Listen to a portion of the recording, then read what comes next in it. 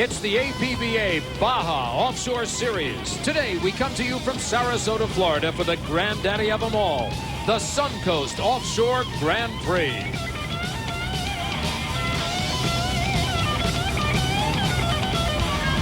Welcome to Sarasota, Florida, where you're seeing some boats that assemble each and every year to make up one of the largest spectator fleets anywhere for APBA Baja Offshore Racing. Hello, everyone. Welcome to the 15th annual Suncoast Offshore Classic, and we have got a race for you today. This is a large field of boats assembled because this is kind of like, well, the Indy 500 would be to open-wheel racers, the Daytona 500 in NASCAR, or Super Bowl for football. This is the race to win. We've won here before, set some records here before, but you just want to keep coming back every year and doing it again. That's the place where you can prove that you're the best. If you are the best, if you can prove you're the best, you know, this is the place to show it. The best racers in the world not only battling each other, but one of the toughest courses on the APBA Tour. 7 turns to navigate in shifting waters. Sarasota's guaranteed to be a barn burner. Let's check in with Rich Lors, who has the story of one red-hot boat in Factory 2. The number 1, the most sought-after designation in powerboat racing. It means national champion. In this case, it also means the fastest boat in the class. The Team Sutphin has gone over 88 miles an hour in a measured kilometer. Now, it's got box stock power and a box stock boat. How do you get the extra speed? We asked the man behind this boat, Richie Sutphin. And over the years, you learn the little subtleties of it. And in this class, where you're running stock stuff with inspections and everything else, I think it's the most important to be successful in this class. It's not a case of money. It's a case of thinking. And we've just been doing that a long time. So what does this team do after setting a new speed record? They come out and break out a new bullet in Sarasota. This boat will replace the record-setting one. What's the thinking behind that, Brian Kirby? We're going to a bigger boat, and we call this our little girl, and the new one's a little bit bigger girl. And we feel that with the added length that we can have more consistent speed, and we'll come out on Sunday and run the boat for the first time. That new Sutphin entry is one of Sarasota's big stories in the Factory 2 class, boasting 18 boats, the largest fleet we've seen this year. However, one team noticeably absent is Team Mastery. On June 20th, 1999 in Corpus Christi, Texas, the F-251 boat was involved in a major mishap that saw Throttleman Adib Mastery pitched from the boat. This team is done for the season.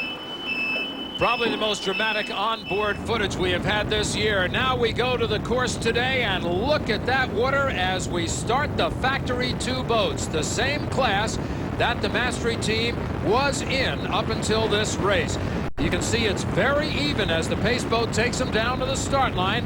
He will throw a green flag off of that boat, and they are underway. Each boat boasting 1,000 horsepower, 2 500 HP Merc cruisers. They weigh the same, they perform the same, and as you can see, they accelerate the same. This is Michael Allweis's vision, a class where it's an even playing field, and it doesn't get any more even than this. Look at this picture. Every boat's got a shot at the lead right now. Great racing, Factory 2 off of Sarasota. And of course, Michael Allweis also, along with being a competitor in this class up to this race, is the chairman of the APBA Offshore. This is Team Lazara. In our last show in Corpus Christi, we heard charges made by Dick Lazara about Mastery Engine Center pushing too hard, and then the counter charges by Adib Mastery saying Lazara should keep his mouth shut until he's able to beat him. Well, Lazara did win in Corpus Christi and had this to say on the situation. We had a great race. We came around the last corner after 61 miles. The last mile got inside of Team Sutphin and managed to hold on for the victory. Michael and Adib, you know, they came real aggressive into that last turn, hooked it, barrel rolled. Fortunately, no one was hurt. It could have really been bad, but fortunately no one got hurt. And like he said, I can't talk until we win. Well, now we won. Well, he won, and the object of that conversation is no longer racing, as Mastery has dropped out of the sport this year because of the accident that they had in Corpus Christi. Right now, F-233, they have their hands full with high voltage F-255. In Factory 2 class, we're also watching Twisted Sticks, and it boasts the only female competitor with their navigator, Teresa Ostrander, she of the different colored hair. What a battle. This is for 9th place. We have one boat. Now you'll reveal to see that we actually have 2 boats. Twister is also involved in that battle. And coming up right behind them The Velociraptor now makes it 3 wide through the turn. And Twister, by going so wide, gave the other two boats an advantage. When you go out that wide, you lose distance. Velociraptor, taking the tight line, comes out ahead as a result of that maneuver in the turn. Twisted Sticks took a very nice line. They managed to maintain some high speed, but Velociraptor obviously won that three-way duel. And we remind everybody, this is a battle for 9th place. We have an 18-boat field out there battling. APBA Baja Offshore Racing is brought to you by Baja. Baja, speed changes you. Race, a great time, and all for a great cause. For 15 years, proceeds from this race have gone on to provide the Suncoast Foundation with the means to build permanent facilities for the mentally and physically challenged of Sarasota. Over 44,000 square feet, to be exact, of buildings like this, the newest one, the Bergman Center for the mentally and physically challenged infants. It was dedicated the week of this year's race. And the foundation has also just broken ground on a Special Olympics training facility in Sarasota. Hats off to the Suncoast Race Committee. We continue with the action from Factory 2, and look at this. Team Lazara is out of the race. After winning in Corpus Christi, Lazara is out for the day. Let's go back on board the boat when it was running. Dick Lazara on the left of your screen driving. Gene Weeks on the right. He is the throttleman. They sense a problem with the boat right there. Dick is looking back at this point, very, very frustrated. Helmet off. When you come off plane, you lose in Factory 2. Such tight racing. This is the new Team Sutphin. They said they'd sacrifice speed for consistency. Today, the Sutphin has been moving his way steadily up from a rather poor start at 15th place after the first lap. New boats mean growing pains. The Team Sutphin is breaking in this brand new hull. She's bigger. She should be more stable in the rough seas, but the littler boat was quicker. They're used to leading. They're used to controlling the pace of the race. Right now, they're just kind of clawing their way up into 8th place. That was for 8th place. This is the battle for 5th place, and you're looking at the F277 battling the F230 MAB paints, and they are again going for 5th. These battles are all over this F2 field. But the class of the field all day, the F288 Team Snap-On. This boat led wire to wire. The 38-foot Hustler is throttled by Chip Fent and driven by Mike Caravetta, and they led from the beginning for a dominating win in Factory 2. This is their first appearance on the APBA circuit this year, and they came on in great style. Chip Fent is from the Sarasota area, and he works for a boat manufacturer, so he is really big on the Factory 2 idea. The final results show Team Snap-On with a dominating victory over Able Towing and F215 Fountain. Sutphin managed a respectable 9th in their first outing, and unfortunately bringing up the back of the pack was Team Lazara after a motor failure early on. So your winner was Snap-On Tools. You think they're happy? Hey, let me tell you what. Congratulations, Team Snap-On. This is our hometown for myself. I'm a transplant to New York now, and this is my 13th time, I think, trying to win Sarasota. And I can't tell you how good it feels. Well, congratulations to Chip Fent on a great win. Let's now move to Super V, where prior to the race, the big buzz on the docks was about NASCAR driver Elliott Sadler coming in to visit his fellow Citgo pal, Nigel Hook, and check out the Citgo SuperGuard Scarab operation. Let's go on the dock and find out what Elliott thinks about all this. It's good to come to a different sport and kind of see how these drivers and throttle guys and all get ready for their event and the things they go through. And I just wish I had me a throttle guy and a navigator involved with me. I think it'd make my job a little easier. But these guys got to, from corner to corner, from straightaway to straightaway, the wind or shift or the waves or get the rocket from the boats in front of them or what have you. So they really got to pay attention. Now to something everyone's paying attention to, the weather. Storm clouds moving in. Lightning and thunder spotted on the radar, and you gotta feel that this could be a very, very quick race. As we check out the Super V lineouts, we should mention rain won't necessarily wash out a race, but lightning and poor visibility can scrub an offshore event even if just one lap is complete. In the modified lineups, we see that M7 Jelly Belly Gone Again came all the way from California, as did Ragamuffin, for the big one here in Sarasota. This was the start in the modified boats. Now we should mention that Drambuie on Ice, which is the boat nearest to you on your screen, is running unopposed in USA 1. There are also a couple of Factory 3 boats running with the pack, but the race we're going to focus on is the modified class, and they have got a battle set up with the Pepsi 1 Prolong and the out-of-bounds boat right up there. Pepsi 1 Prolong is going to take the lead right off the start. Boy, did they anticipate the flag. They just flew away from the fleet. He had the throttle down when he needed it. The only boat that's staying with him right now, of course, is Drambuie. We're on board there. This is one of the fastest boats, if not the fastest boat in the world. Top speed over 160 miles an hour, Dick. And it set the world record right here in Sarasota in a kilometer run last year. That boat really likes this water in Sarasota. Look at him pull out in front of the pack, but I think he might be a little bit surprised as how the modified boats are holding with him. Now, Super V class, we can see them lining up for their start. And you've got supercharged engines in here. These boats have about 2,500 horsepower apiece, two 1,250 horsepower supercharged engines, except for the second boat in from your screen. That's a diesel-powered boat, the Nemtsov. You didn't have to be told the green flag dropped. You could hear the engines as they roared to life out there. And Ocean Spray, one of the fastest V-bottoms in all the world, is trying to take the lead over the Citgo Superguard at the moment. And watch out, competition is coming at him from all over. Now here comes the diesel. The Nemtsov takes a while to wind up, but she can be competitive with anybody, especially in choppy water. Twin diesel-powered Italian design. On the far side, though, look out, the fountain is leaving the scene of the crime. They were all told before the race it'll be a short one. With supercharged engines, you don't want to push them too hard too early. You'll blow them up. But Fountain's putting it all out there. Art Lilly on the throttles, everything he's got. Big move, drag race move, full throttle, full speed, and man, is he flying. And it's paying off as he's going to lead into turn number 1. Great racing on the waters off Sarasota, Florida. We will be back to more of that racing action in just a moment. Stay with us.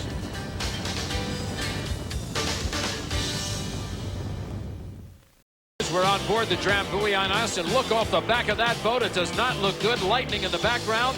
When the weather's rough, adjusting to the conditions is so very important. That's the subject of the Safety Spotlight with John Tomlinson. There are several key concerns when it comes to learning about your boat. In a previous show, we talked about turning. Today's topic, running in rough water. It's important to find the right speed for the rough conditions. Many hulls have been damaged or destroyed due to the unnecessary pounding caused by too much or too little speed for the sea conditions. Also in rough water, both the helm and throttles must be in perfect sync. Turning the wheel while you're airborne can create big problems on re-entry. Hit the throttles too early and you put the engines at risk. Too late and you risk stuffing the boat. Those are just a couple of more things to consider when it comes to learning about your boat. Whether you're a pleasure boater or a professional racer, you can never be too safe. And that's something the Drambuie on Ice Extreme team always wants you to think about. And this reminder from the Drambuie on Ice Extreme team, boating and drinking never mix. When the race ends, that's when the celebration begins. And I'll tell you, Rich, we talked about that battle in modified, and look what's happening. Mind games right now. Everybody knows this race is going to be a short one. They can all see the horizon. They can see this huge storm coming in. Now, out of bounds, they put the throttle down full, but the Team Pepsi Prolong took advantage of out of bounds with a miscue on that turn, gave them too much of a space there, too much of a lane. They flew right through. Team Pepsi Prolong to the lead. Charlie Hames, a very, very skilled throttleman in there, along with Joey Padovano. They're not going to allow any mistakes to go unnoticed. They just took advantage of out of bounds. Out of bounds also has a hometown participant on board. Lance Lenciano is living in Sarasota, Florida, so he'd like nothing better than to put the green boat in the winner's circle. But right now, it is the Pepsi 1 Prolong in the lead. Back in the Super V competition, the V10 CGS Ferocious making a big move on the V1 Nemtsov Motorsports and the Citgo Superguard Scarab. Look at the V10 fly high. That's the fastest we've seen the CGS Ferocious run so far this season. You can see Citgo is kind of retaliating right now, but Ferocious is right up in there. Again, everybody knows this will be a short race. Whatever horsepower they have, whatever power they have, they're just applying to the course right now. They've got to be in the lead when the anticipated flag drops. They don't know when this race is going to end. And look what Jay Johnson is doing with the Citgo Superguard as Joe Budis is doing with the CGS Ferocious. They're trying to stay out of the wakes of other boats on the course. They're trying to find that clean water. Citgo Superguard is now awash in wake. They're all taking calculated risks, as they are in the modified class, where the Pepsi One Prolong, they've pulled out all the stops. Charlie Hames on the throttles. He knows he has to use everything he's got because this race is about to end. They can see the lightning strikes all around them. They can feel the wind picking up. They've got some rough seas. They've got some white caps. They've got difficulty, and they've also got a boat on their hip in the out of bounds with Lance Lanciano on the wheel. Boy, they are really racing it out. Lance Lanciano really wants to find the extra power for out of bounds. I think Charlie Hames got the word, and he pushed his throttles a little bit more forward, and he's on the inside. Lanciano going to the outside of the course, and that will cost him position. Meanwhile, Ragamuffin and Jelly Belly gone again. The two boats from California, they're locked up in a battle for third. Surprisingly, in the back, Cat Can Do from CK Motorsports. Well, he's had some problem with the rough water. When it's very windy, that boat's got a lot of air under it. He's got to really pick his way. He doesn't flip that thing over backwards. And remember, that's a boat that has led in almost all of the races so far this year. Moving over to the Super V, we have got a battle. It is the V76 in the lead. Art Lilly on the throttles. Jeff Harris is driving that boat. They're doing a great job, but watch as they come around the corner. There are actually rollers on the course. There you can see a great illustration of it. John Tomlinson, incidentally, was talking in the safety spotlight about how you got to be careful turning that wheel when you're airborne because those outdrives come down so hard. Aboard Nemshoff Motorsports, you can see we're starting to get rain on the lens of the camera, but rain is not slowing down the Citgo Super Guard. Jay Johnson, Nigel Hooks, they are trying to get the power all the way up on that boat and see if they can contest for the lead. Everybody going for broke right now. They all know this is a drag race. This is any point could be the finish line. They've got to make their moves. They're all doing everything they can within their power to keep these boats as close to the front as possible. But the V76, they took a calculated risk. They threw all their dice, all their chips at the start of the race. They went out in front, and right now they've got an advantage as a result of that gamble. It is raining on most of the course at this point. What'll be the decision? We don't know. We'll be back with the Wet and Wild conclusion right after these messages.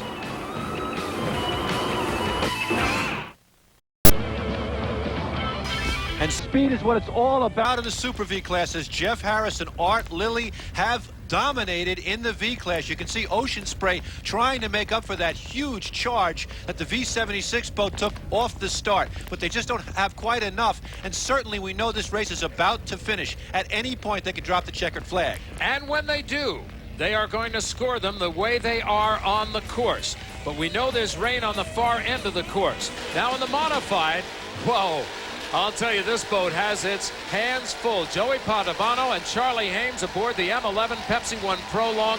They are showing the way, but they are well aware that out of bounds has been off their right hip the entire race. And they know Lance Lanciano wants it. There's the decision. Checkered flag in the air.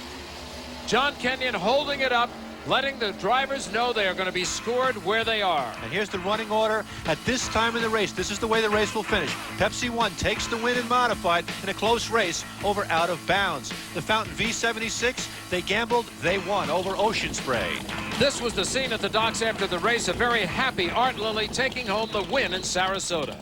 This race has been a long time coming for us. Even though it was short and the storms out there didn't let us finish all the laps, but been 10 years I've been coming to this place, and I have about 4 second-place trophies in my trophy room from Sarasota. But today was their day. We had the boat set up nice and had a lot of horsepower in it. And at the start of the race, the pace boat had said to us, "Make the first lap as though it's the last one, because that storm's on its way." So we took off, and I was telling Jeff Harris, I said, "Jeff, let's go for it." Here we are. I guess we were right. We called it. We had a 50-50 chance in calling it. We went real small on them, our propeller. We spun them up. We got lucky this time. It's a great race here. This is the Daytona 500 of boat racing. This is a great race. We love it. Yeah, you can't wait till next year. Yeah!